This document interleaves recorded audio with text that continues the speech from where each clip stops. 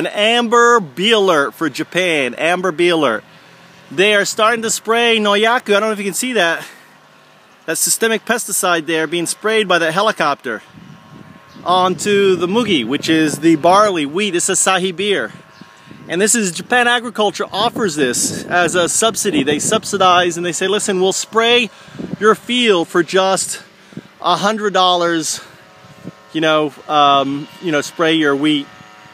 And this is Japan Agriculture there running this little helicopter.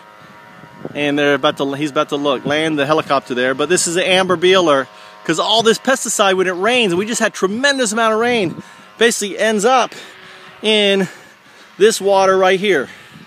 These little canals, which bees, and you can look at this canal, there's nothing living. It's all brown, it's all dead because of the pesticide, the chemicals in it. And basically, that's where it goes.